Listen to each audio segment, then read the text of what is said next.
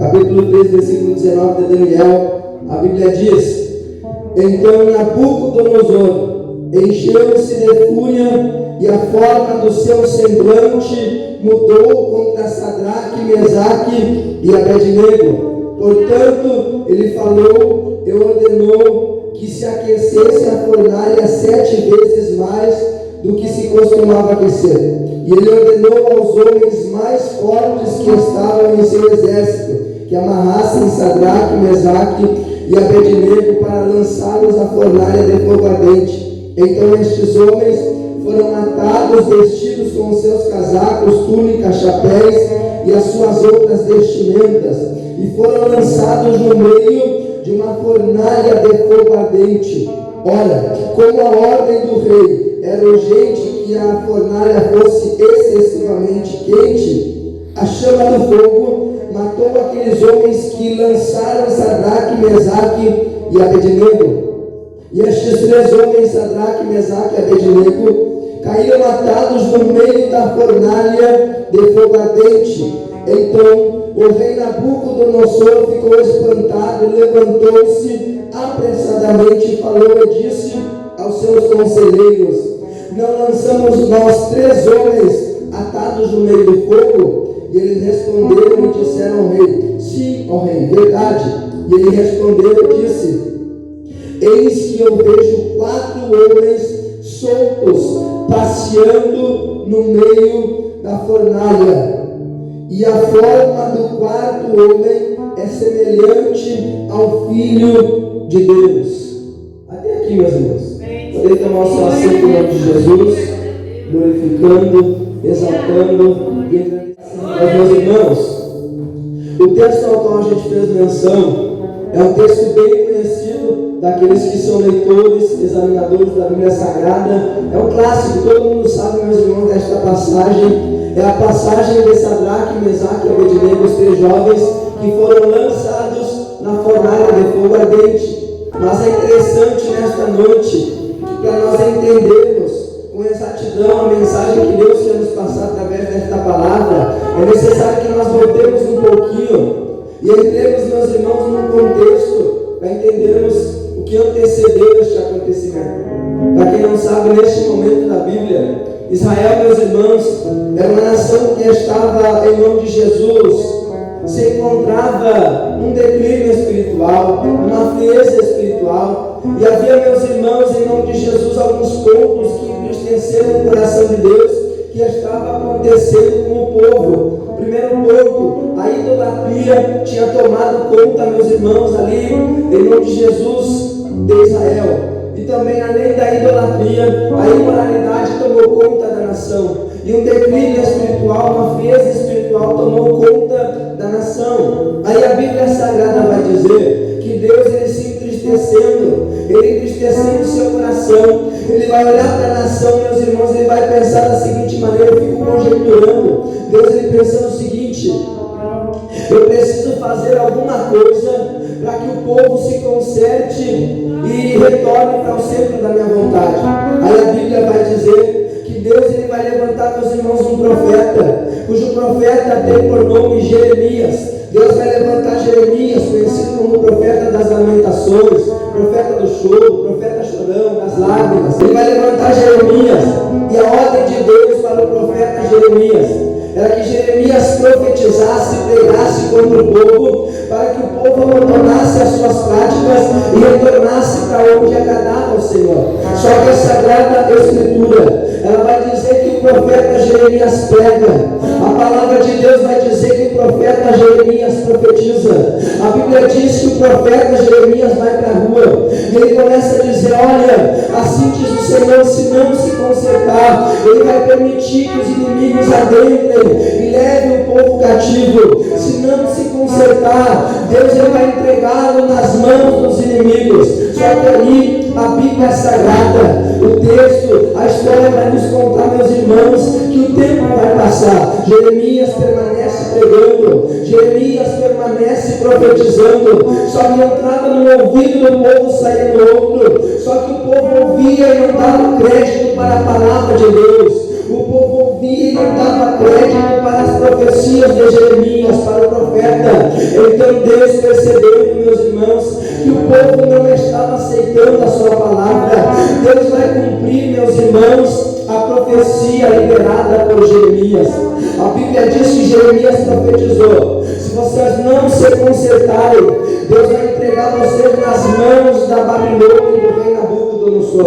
Aí agora, a história vai nos contar, isso aqui é contexto, para nós entrarmos em nome de Jesus, meus irmãos, na aplicação, isso aqui é introdução. A Bíblia diz que agora, para cumprir a profecia de Jeremias, Deus permite que Nabucodonosor, o rei babilônico, ele dê, meus irmãos, em nome de Jesus, uma ordem para o seu exército, que na época era o exército, meus irmãos, implacável, que tinha o maior poder. Em nome de Jesus não tinha outro que fosse páreo para o exército babilônico. Aí a Bíblia vai dizer que o rei Nabucodonosor, ele vai olhar para o seu exército, ele vai liberar o seguinte decreto, a seguinte ordem: vocês peguem e invadam Jerusalém, e vocês selecionem lá no meio do povo os melhores.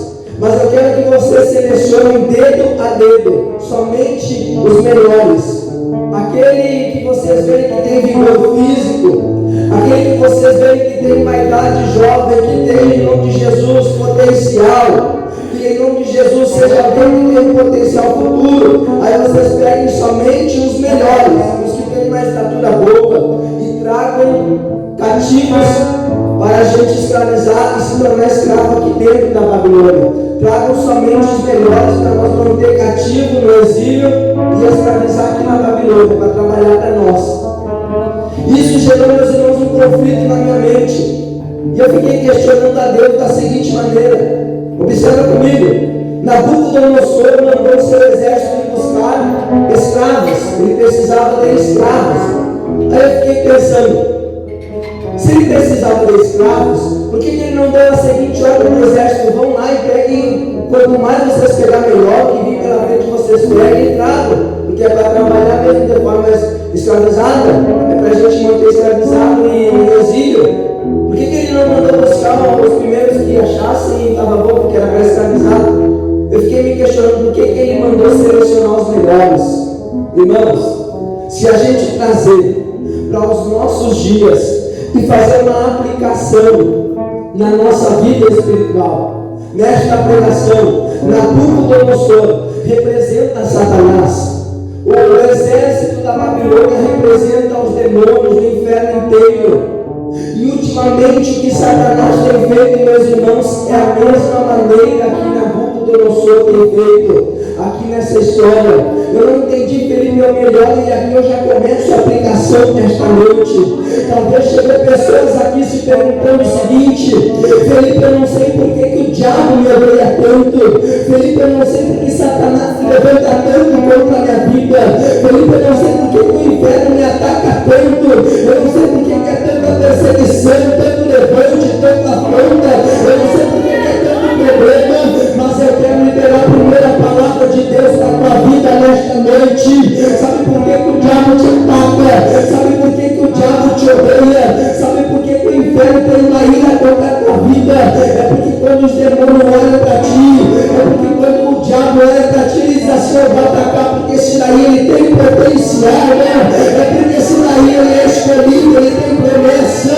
Deus tem um propósito na vida dele, e é por isso que o diabo diz: eu vou atacar agora, eu vou tentar derrubar agora, eu vou tentar arrastar na presença agora, eu vou tentar desviar agora, porque no momento que ele se encaixar no centro da vontade de Deus, ele vai causar problema para o inferno. Ele, na mão de Deus, ele vai ser potencial.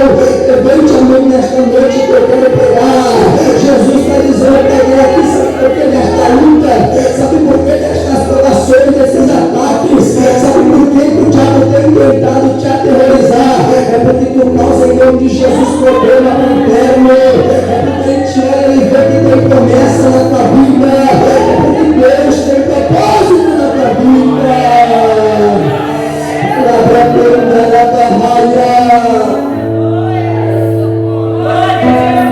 Tu é uma ameaça para o inferno. Tu é uma ameaça para Satanás. Quando o diabo te olha, ele diz: meu Deus, ele tem um brilho, ela tem uma marca da promessa. Se ele ir para o joelho, se ele ir para a oração, se ele buscar o nome de Jesus no jejum, na consagração, ele vai ganhar muitas almas, ele vai saquear o inferno, e é por isso que ele te ataca.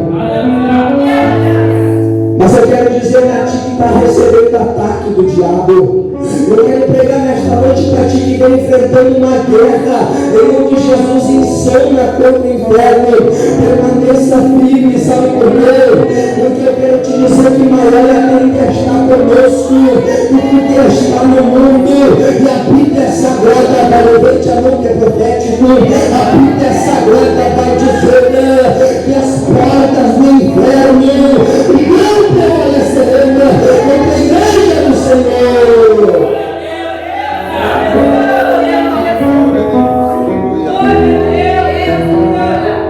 Irmãos, a Bíblia Sagrada, ela vai dizer que agora o exército de Nabucodonosor, ele vai fazer uma fila em todo o povo, e o exército inteiro vai passar. O petitinho olhando um por um, perguntando idade, perguntando, medindo, e a Bíblia vai dizer que os melhores eles vão escolher. E vou levar cativos meus irmãos para a Babilônia para serem escravizados. É por isso que, se nós pararmos para observar e analisar, grande maioria, não digo todos, existem exceções que vieram de berço cristão, que nunca tiveram passado nenhum mundo, que vieram direto da família cristã, cresceram na igreja e não precisaram conhecer o mundo, que conheceram Jesus pelo amor. Mas escute, se nós pararmos para analisar, grande maioria de pregadores, de levitas, de obreiros, de pessoas usadas nas mãos de Deus, pergunta o passado dessa pessoa. Pergunta se um dia não foram escravizados por Satanás. Pergunta se um dia não mandaram na droga. Pergunta se um dia não mandaram na cachaça, na prostituição, no crime, na boca de fumo. A grande maioria já foi escravizado. Mas eu quero te dizer, meus queridos e amados irmãos, que esta palavra se concretiza. Eu andei, meus irmãos, escravizado por um período de 8 anos na minha vida. Tive 3 internações, quase morri, tive 2 paradas cardíacas, tive que passar por uma UTI. Mas eu quero te dizer que Jesus Cristo me libertou. Por quê? Porque as portas do inferno não prevalecerão.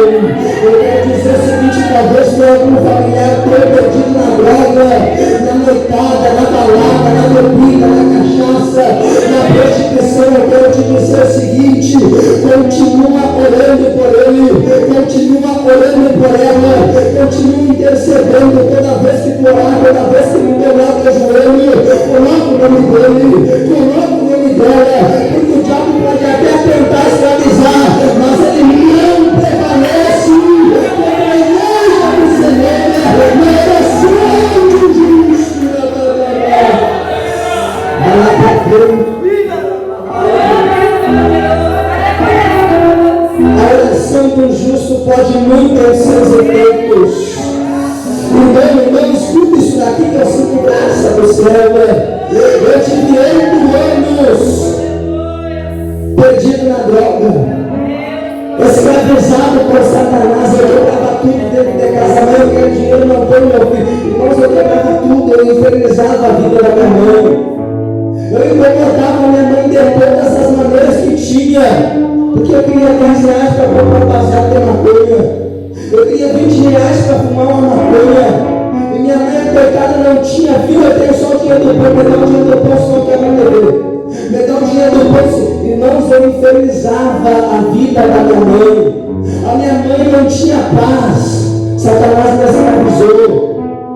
Eu lembro, meus irmãos, que foi um período muito longo que ele me escravizou. Só que eu lembro também que eu infernizava o dia inteiro.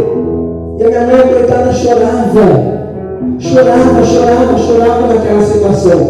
Só que coisa linda é que eu observava, meus irmãos, o dia da minha mãe triste, abatida, aflita, por causa daquela situação, escravizado. Só que chegava às 6 horas da tarde, eu lembro meus irmãos que a minha mãe arrumava uma roupinha, ela ia para o banho 6h30, 7 horas ela estava pronta, se arrumando na frente do espelho, se penteando. 7h15, 7h20, por aí ela pegava a Bíblia, ela subia a rua Canindé, dobrava meus irmãos na Olegário Vida de Trindade, no número 110, ela entrava aqui e orava, ela vinha para cá e cultuava a Deus, ela vinha para cá, meus irmãos, enquanto eu estava em casa sozinho, com a casa cheia de maconha, numa fumaceira de maconha, junto dos meus amigos fumando. Eu lembro que a minha mãe estava aqui no banco ao qual está hoje, minha mãe estava aqui chorando, orando, intercedendo pela minha vida, e é por esse motivo que eu quero pregar hoje. Levante a mão, levante a mão. Eu quero dizer que a oração de uma mãe, a oração de um pai, a oração de um familiar, ela sobe além do teto, ela rasga o céu, ela chega ao trono de Deus. E é por isso que o apóstolo Paulo vai dizer na sua carta aos Romanos, capítulo 12, versículo 13: alegra-te na esperança, seja paciente na tribulação, e conclui dizendo: persevere, persevere, persevere na oração.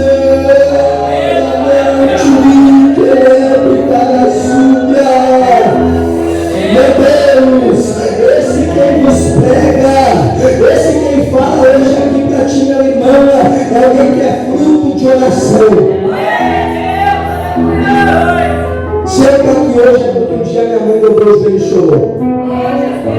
Se eu estou aqui é porque um dia minha mãe sofreu um período de 8 anos, mas permaneceu orando, permaneceu suplicando.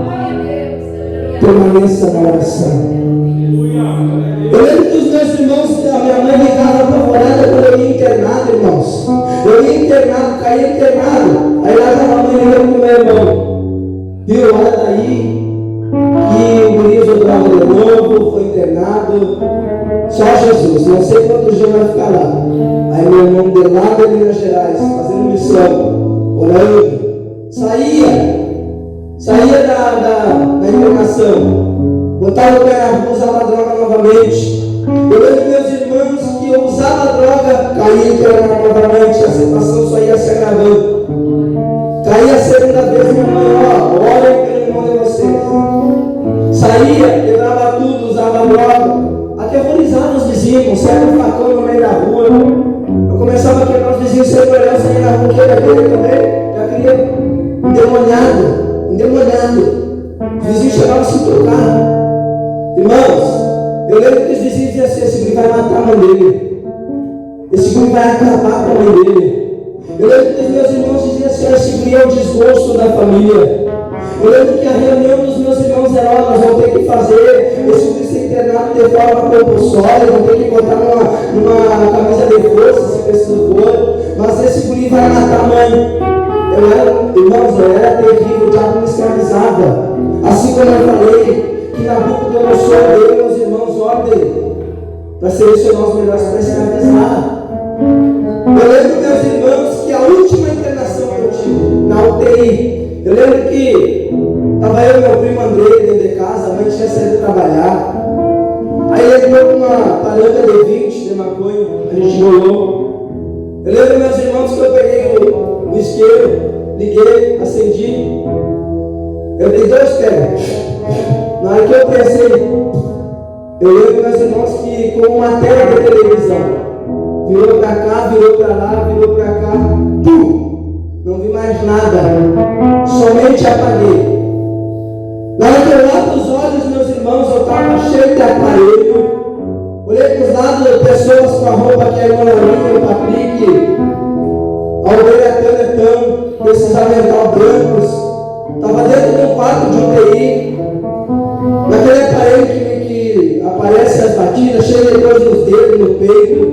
Na hora que eu abri os olhos para levantar, já elas deita, vai parar uma outra, eu acho que uma doutora. Irmãos, eu lembro que o doutor veio com uma pilha de exames que ele fez através do meu sangue. está aqui, ó, o resultado de tudo que tinha no teu sangue. Aí eu lembro que ele mandou chamar minha mãe, e a minha mãe entrou no quarto, e ele falou o seguinte: ó, eu tenho uma notícia para lhe dar. E eu ouvindo tudo, ele do lado da cama. A senhora sabe que o seu filho é viciado. A senhora sabe que ele vai sair daqui, ele vai mudar. E outra, nós aqui no hospital já nos reunimos, nós não vamos mais dar leite nesse guri, por quê? Porque ele vem, fica aqui 30 dias, 28 dias, 25 dias, descansa, come, né? Só dorme. Depois sai daqui, usa droga de novo, volta. Ele acaba ocupando o leito de quem de fato precisa, porque essa vergonha é verdade. E eu vou dizer para a senhora, ó, ele teve uma parada cerebral, 2 paradas cardíacas, não sei como ele acordou, tá? Mas eu tenho que lhe dizer, eu sinto lhe dizer, se ele usar droga outra vez mais, se ele pensar em colocar a maconha na boca, a senhora já prepara o funeral. Porque se der uma parada cerebral de novo, e ele não chegar a ter um oxigênio, a senhora já vai ter que preparar o caixão lá na frente. Porque esse guri não tem jeito, e a senhora sabe que ele vai usar, querendo ou não. Ele já estava querendo determinar alguma coisa sobre a minha vida, irmãos. E eu lembro que a minha mãe ligou, o meu irmão, para avisar a situação. E o meu irmão falou assim: ó, quer saber? Eu nem me canso mais a dobrar meu joelho para orar para esse guri. Não tem mais jeito, nem oração adianta mais. Irmãos, a minha família desacreditou de mim. Os meus próprios irmãos desacreditaram de mim, me deram como alguém que já era, só esperava a hora de morrer, acabou. A família desacreditou. Eu quero pregar nesta noite, através deste testemunho, para alguém que talvez meus irmãos tenham um familiar, ou talvez até mesmo tu. A tua família te olhou e disse: não tem mais jeito. Não, aquele lá já era, não tem mais o que fazer. Não, aquele lá é causa perdida, de lá tu não espera nada, porque só tem a piorada, ela só vem notícia triste. Levanta a tua mão que eu quero pregar a Bíblia nesta noite. A minha família pode até ter virado as costas para mim, os meus amigos podem até ter virado as costas para mim, a tua família pode até ter virado as costas para ti. Só que a Bíblia sagrada que eu vim pregar aqui hoje, ela vai dizer que pode uma mãe se esquecer do filho que viu nascer, mas eu, o Senhor de Deus, jamais me esquecerei de ti. Levante a mão agora. Jesus não te esquece, Jesus não te abandona, Jesus não te Jesus não te abandona.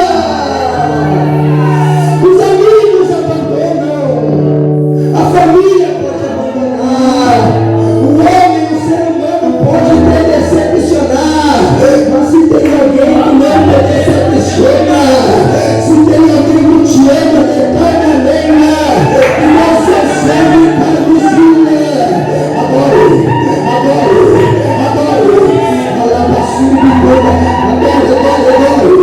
Ele te ama.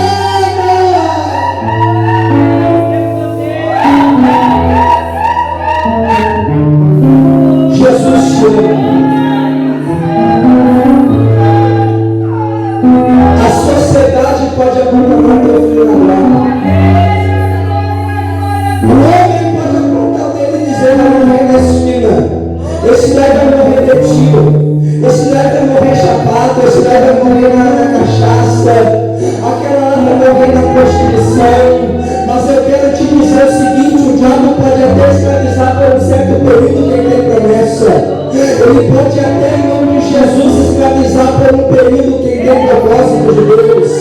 Mas eu quero te dizer o seguinte: Jesus, ele escolhe as coisas loucas deste mundo. Eu quero dizer o seguinte: continue orando pelo teu filho, continue orando pelo teu familiar, continue investindo a tua oração, o teu tempo. Sabe por quê? Porque na hora exata Jesus ele pega, assim como ele pegou Felipe lá no quarto de UTI, ele sacode, ele dá um banho com o seu sangue, ele vive de todo o pecado. A Bíblia diz que ele firma os pés na rocha e ele coloca um novo na boca. E é que eu te dei vitória. Irmãos, só que aí, lá nesse momento, como médico, como doutor, veio o doutor liberar palavras de maldição para minha mãe, mandando a gente embora, tocando nós no hospital, dizendo que eu estava incomodando. Eu lembro, meus irmãos, que Deus ele usou aquele momento ali para me levar em pensamento, e eu comecei a chorar naquele banco, e eu comecei a me quebrantar, meus irmãos. E o Espírito Santo me levou em pensamento, e eu comecei a ter momentos novamente na mente que eu vivia com 9 anos, lá na presença de Deus. Aí era Jesus, e o Espírito Santo dizendo para mim assim: meu filho, Jesus Cristo não morreu na cruz do Calvário para que pudesse padecer na droga. Jesus Cristo não derramou seu sangue carmesim naquele madeiro para que pudesse ser humilhado pelo médico. Jesus Cristo não pagou um alto preço, preço de sangue, para que as pessoas determinassem que é um drogado, um imundo, um sem vergonha. Não, eu quero dizer o seguinte para ti nesta noite: levante a tua mão. Eu quero te dizer o seguinte: Jesus Cristo não morreu na cruz do Calvário. A Bíblia diz que ele se despiu da sua glória. Ele vai entrar no corpo de ser humano. Ele vai ser caluniado, perseguido, esbofeteado. Ele vai ser apedrejado, ele vai ser escarnecido. Vai ter seu corpo transpassado, meus irmãos, por uma lança. Ele suportou tudo como um cordeiro imundo, para que pudesse, meus irmãos, em nome de Jesus, ter vida e vida em abundância. Jesus Cristo morreu para nos fazer mais que vencedores. Eu tenho uma palavra do céu, levante a mão, mantém profético. Eu quero te dizer o seguinte: não permita que o homem olhe para o teu filho, não permita que o homem olhe para a tua filha, olhe para a tua vida e diga: vai morrer desse jeito. Não permita que o homem queira determinar algo sobre a tua vida, sabe por quê? Porque a última palavra sobre as nossas vidas não vem do médico, não vem do advogado, não vem do homem, não vem do papa, não vem do presidente. A última palavra sobre as nossas vidas vem daquele que disse a lista antes que eu estivesse formado no ventre da minha mãe. Ele já tinha escrito os meus dias.